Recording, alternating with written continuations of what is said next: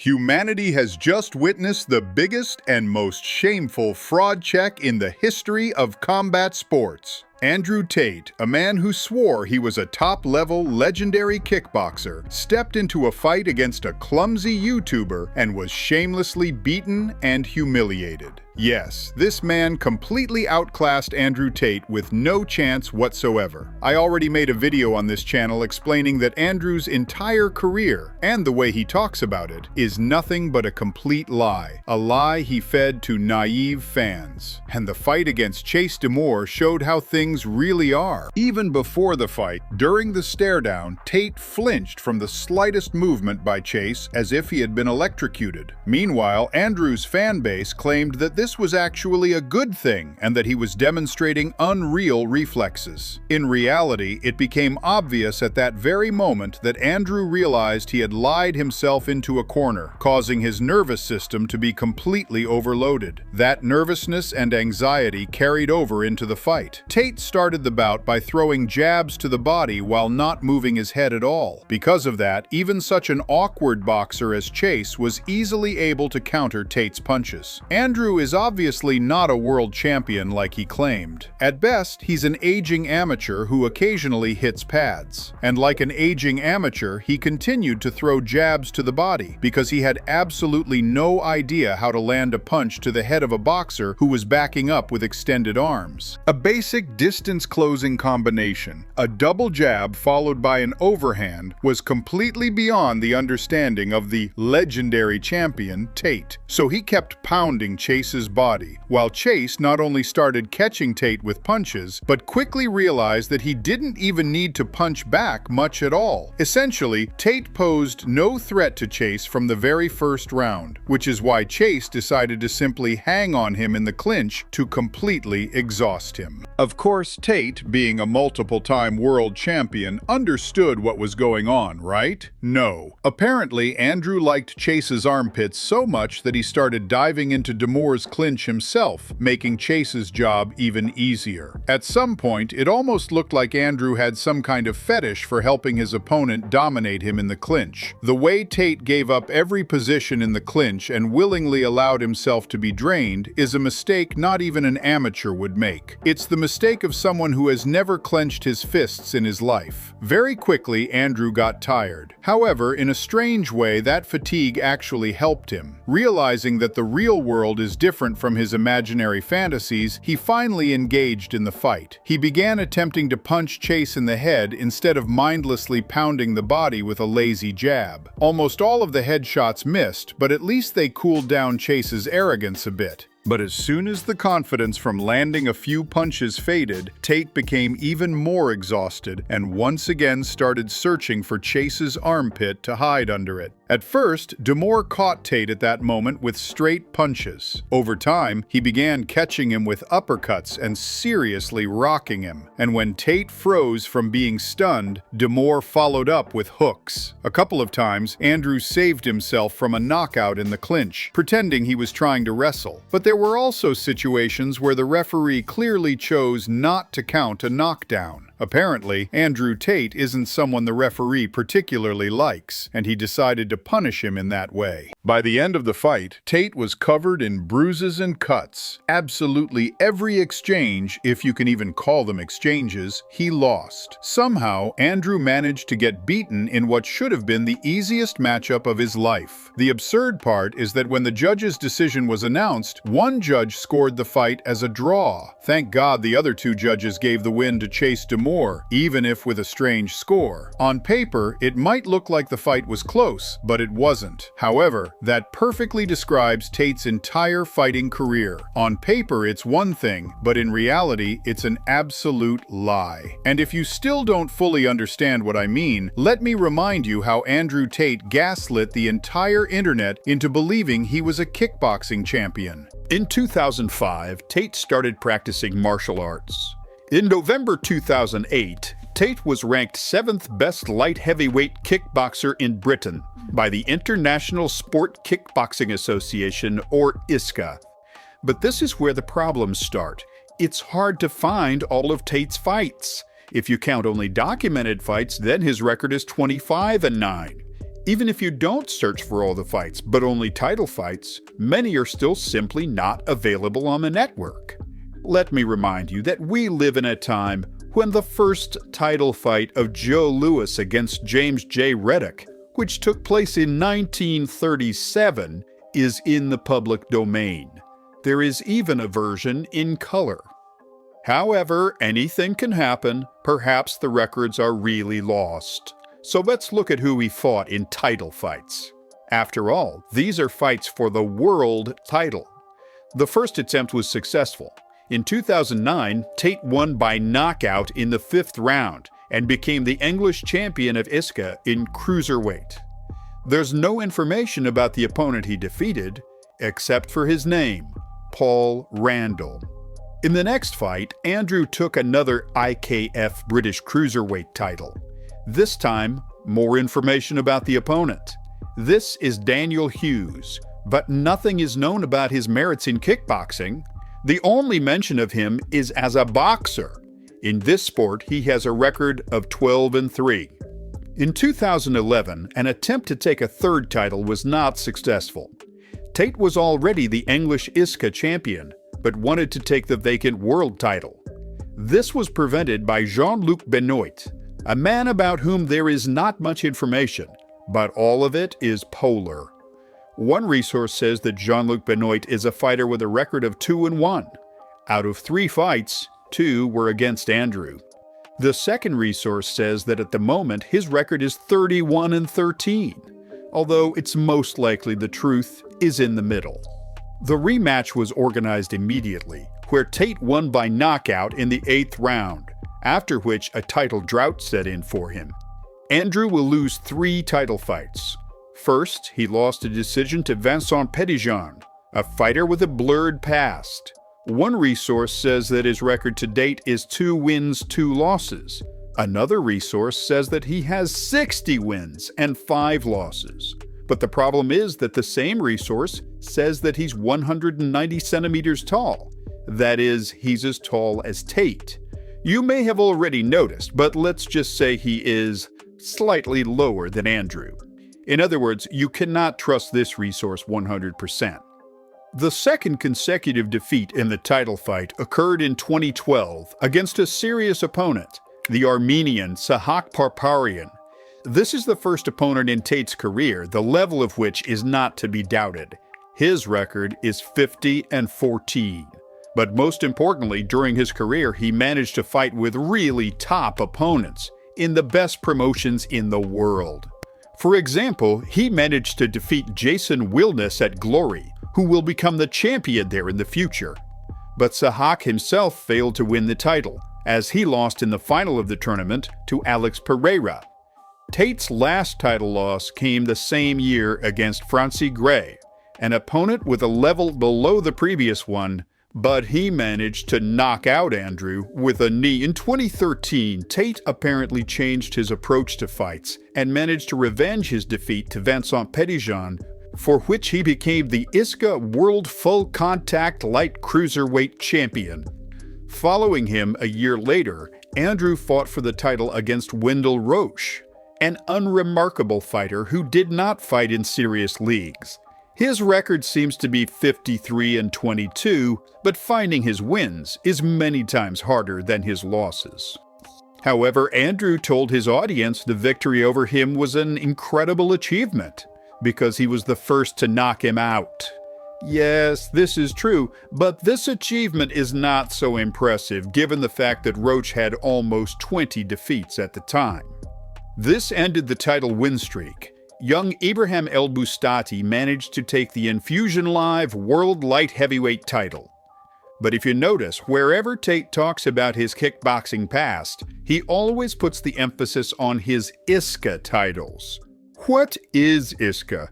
How important is this league that Andrew constantly mentions it? ISKA, originally International Sport Karate Association, later also called the International Sport Kickboxing Association, is one of the international bodies regulating sport karate and kickboxing matches.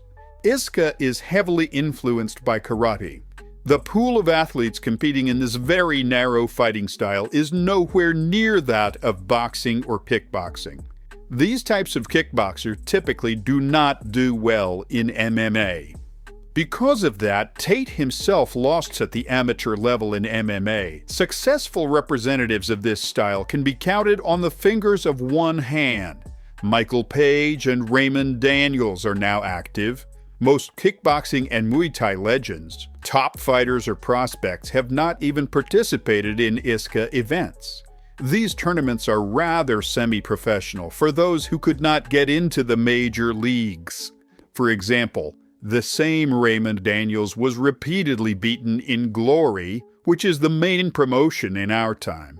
Glory's level is so high that even Israel Adesanya failed to win the championship belt. Perhaps ISKA was a top league at the beginning of its existence and only got worse towards the end? The short answer is no. From the early 90s to the mid-2000s, K1 was the main kickboxing league. In those days, the best kickboxer was not called World Kickboxing Champion, but K1 Champion. The level of opposition was so high that even if you were eliminated in the first round of the tournament, you were still respected and considered the elite of kickboxing. As an example, the legendary Melvin Manhoff, who has never been a K1 champion, has his best result in the semifinals. But the very fact that he got there made him a legend in the eyes of the fans. Another K1 legend, Zambides. He was an ISKA belt holder in the 90s, but he was never a K1 champion. He was mostly eliminated in the quarterfinals. To make it clearer, in a few words, ISKA is something like a regional MMA promotion, similar to the Octagon League, or maybe even worse. You might ask, what's that? And I'd say, exactly. But who am I to give my opinion on a fighter? Let's ask multiple-time champions in kickboxing and MMA what they think about Tate as a fighter and about his career in general. Gabriel was not flattering about Tate's resume, and also openly ridiculed his advice for kickboxers. I cannot stand when people act like they know how to fight, but they really don't. And then they go on and try and teach people or convince them they're experts in the sport. And now we have this guy, Andrew Tate, talking about how to guard up with his gloves and how it just doesn't work. Okay, let's look at this. People who don't fight have this idea that you just keep your gloves up to protect yourself. But the problem is that doesn't work. Punch 20%, right? If I'm actually going, just like, your face will be a mess. So the idea that you just cover up doesn't work, because if I'm landing knuckle, I'll break all the bones in your hand. You can't just statically stay there. You can against someone who can't fight. But against someone who's big who can punch, you're gonna get fucked up. You have to move. Okay, yes, absolutely. Head movement is ideal. It'll work better. If somebody throws a punch and I can move versus guard up, sure, do that. But to say that this doesn't work, first of all, we're not fighting bare knuckle. If this is a bare knuckle fight, a street fight, then yes, things change up dramatically. But to talk about having a glove on, and if you hit somebody, you're gonna slam the knuckles against their head, you can break their knuckles, oh my gosh. And it says that this guy had something like 80 fights and only 9 losses. So little on YouTube, which is crazy, because if you legitimately have even 50 pro fights on any organization that's high level, your footage is out there. You go to YouTube and it's just gonna be scrolling and scrolling and scrolling, and you can find fight after fight after fight. This guy has so little that you can actually watch. And the one video which I did find of him actually competing in Infusion, which is a legit organization out of Europe, he gets KO'd so hard. But this Andrew Tate guy, if you were wondering, is he legit? Or is he just, so-so? He's so-so. He's not a bad fighter by any means, but he's definitely not a high-level pro fighter. He would get destroyed by any kickboxer who's half decent at his weight class within Glory or 1FC. Any of those guys are going to annihilate him. Now let's talk about more positive feedback about Andrew. Israel Adesanya, who has repeatedly spoken positively about Andrew and supported him publicly. He stated that he did not know about Tate at the time when he was an active kickboxer. There's a lot of talk, obviously, about your kickboxing career. There was some talk about other, opponents of yours who've come in, other kickboxers who've come in. One kickboxer who hasn't decided to go down the MMA route, still very famous, almost as famous as you, Andrew Tate. Have you been surprised to see the route he's gone down? Did you know him when he was around the kickboxing world? No, when he was kickboxing, no. There was just a time, maybe like a few months ago, before I got canceled. Can't cancel anyone. He just started to pop up on my Instagram and on my YouTube, and I was just like, who the fuck's this guy? This sounds doubly interesting considering the fact that Adesanya has nearly 100 kickboxing fights. He's had time to fight all over the world and under all kinds of rules. However, he didn't know about Tate's existence until he became an internet personality. This is important information, since the world of kickboxing is not as big as MMA and boxing. Often local sports legends never make it to the mainstream media. But people who are passionate about this sport or are engaged in it at a professional level know about it. A striking example of popularity in a narrow circle is the drunk master Jean-Charles Skarbowski.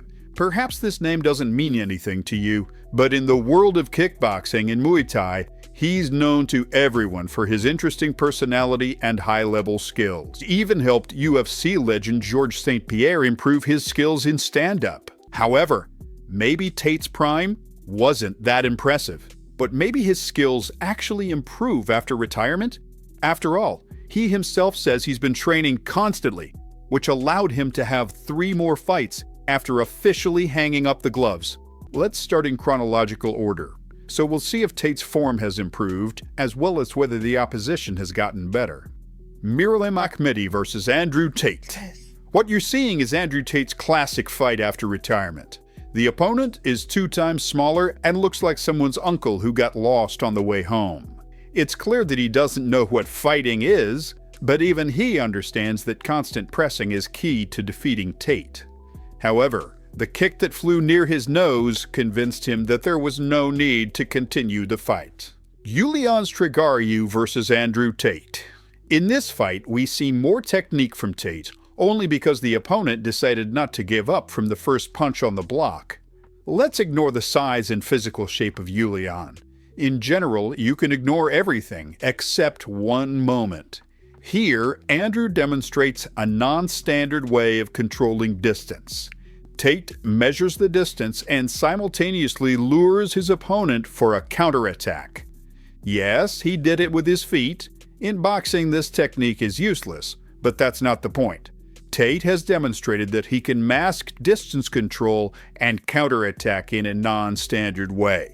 Now, let's talk about a more competitive fight where a debutant who physically is much smaller almost knocked out Andrew Tate.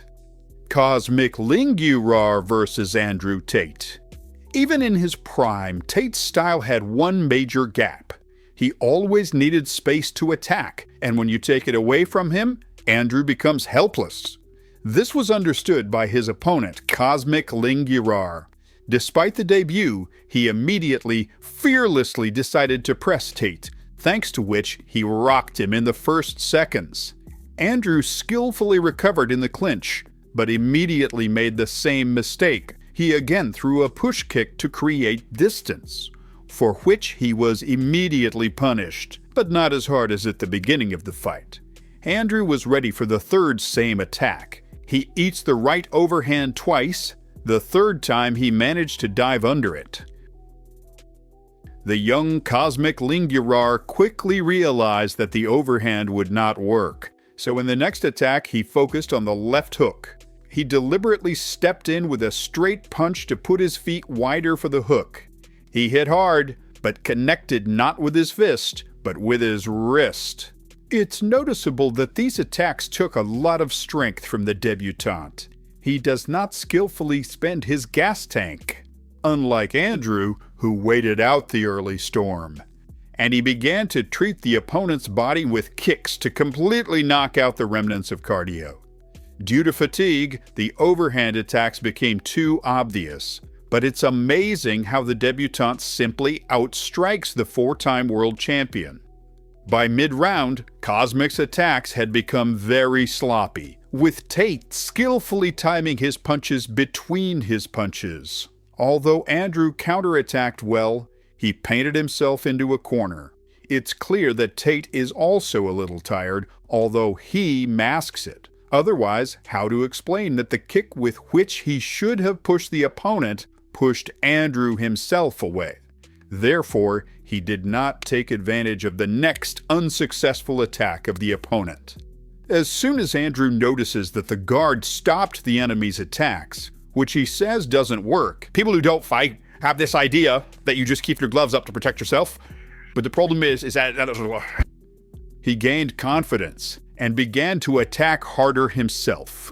The round ended in a powerful exchange. The beginning of the second round resembles the beginning of the first round. The opponent easily rushed Tate to the ropes. Andrew counterattacked the left hook. But Cosmic Lingurar did not bet on the hook, but on the overhand, which he definitely connected. However, with each attack, he slowed down more and more. This was facilitated by kicks to the body from Tate. By the middle of the round, the initiative passed into the hands of Andrew, but the surrender of the opponent still looks strange. Andrew has serious ring rust. His timing and control of the distance got worse, but the ability to spend energy and concentration brought him victory. In general, the organization of this fight is a very strange idea.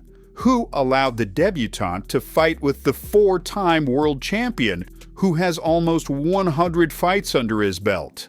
For a debutante with a supermarket's advertising on his back, Cosmic Lingurar did an excellent job. The story of Andrew Tate and its pathetic ending is proof that the phrase, "fake it till you make it," is not true. No matter how well you learn to pretend that you are a top-level fighter, when the moment of an actual fight comes, you have to honestly show your real skills. And honesty is clearly not about Andrew Tate, for whom, apparently, the career of a cool influencer has come to an end.